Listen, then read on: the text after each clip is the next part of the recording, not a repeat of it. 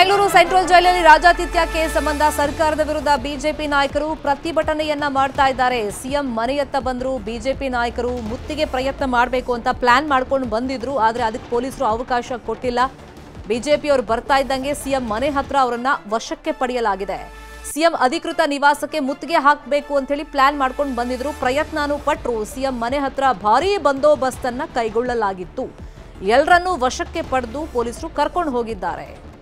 Parappana ಅಗ್ರಹಾರದಲ್ಲಿ ರಾಜಾತಿಥ್ಯ case ವಿಷಯವಾಗಿ BJP ನಾಯಕರು ಪ್ರತಿಭಟನೆ ಮಾಡಕ್ಕೆ ಅಂತ ಹೇಳಿ ಸಿಎಂ ನಿವಾಸಕ್ಕೆ ಮುತ್ತಿಗೆ ಹಾಕೋದಕ್ಕೆ ಪ್ರಯತ್ನ ಪಟ್ಟು ಬಂದ್ರು. ಪ್ಲಾನ್ ಎಲ್ಲ ಹಾಕೊಂಡು. ಆದ್ರೆ ಅವ್ರ ಮನೆ ಹತ್ರ ಬರ್ತಾ ಇದ್ದಂಗೆ, ಸಿಎಂ ನಿವಾಸದ ಹತ್ರ ಬರ್ತಾ ಇದ್ದಂಗೆ ಅವ್ರನ್ನೆಲ್ಲ ವಶಕ್ಕೆ ಪಡ್ಕೊಂಡಿದ್ದಾರೆ ಪೊಲೀಸರು.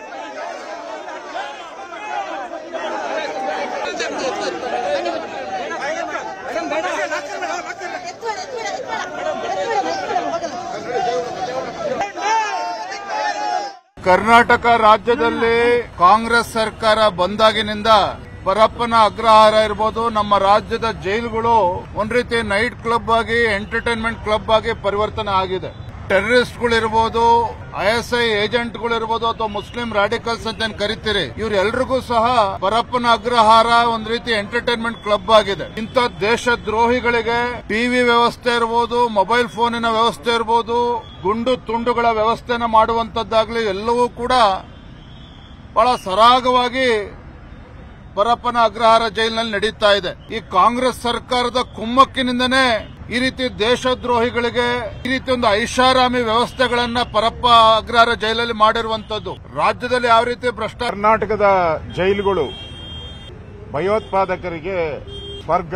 5 ಸ್ಟಾರ್ ಹೋಟೆಲ್ಗಳಲ್ಲಿ ಏನು ಫೆಸಿಲಿಟಿ ಸಿಗುತ್ತೋ ಅದಕ್ಕಿಂತ ಹೆಚ್ಚಿನ ಫೆಸಿಲಿಟಿಯನ್ನ ಈ ಜೈಲುಗಳಲ್ಲಿ ಈ ಕಾಂಗ್ರೆಸ್ ಸರ್ಕಾರ, ಕಾಂಗ್ರೆಸ್ ಪಾರ್ಟಿ ಕೋಮುವಾದಿ ಪಾರ್ಟಿಯಾಗಿದೆ.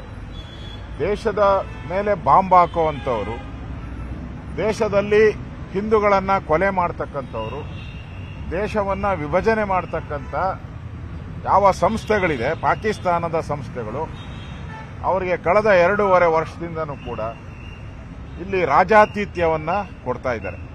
ಈ ಕರ್ನಾಟಕದಲ್ಲಿ ಕ್ರಿಮಿನಲ್ಗಳಿಗೆ, ಟೆರರಿಸ್ಟ್ಗಳಿಗೆ ರಾಜಾಶ್ರಯ ದೊರಕ್ತಾ ಇದೆ. ರೆಸಾರ್ಟಿಗೆ ಹೋಗಬೇಕಾದ ಅವಶ್ಯಕತೆನೇ ಇಲ್ಲ. ಜೈಲಿಗೆ ಹೋದ್ರೂ ಸಾಕು. ನಿಮಗೆ ಗಾಂಜಾ ಬೇಕಾ, ಸಿಗುತ್ತೆ. ಡ್ರಿಂಕ್ಸ್ ಬೇಕಾ, ಸಿಗುತ್ತೆ. ಡ್ರಿಂಕ್ಸ್ ಅಂದ್ರೆ ದಾರು, ಅದು ಸಿಗುತ್ತೆ. ಬ್ಲೂ ಫಿಲ್ಮ್ ನೋಡಬೇಕಾ, ಅದಕ್ಕೂ ವ್ಯವಸ್ಥೆ ಇದೆ.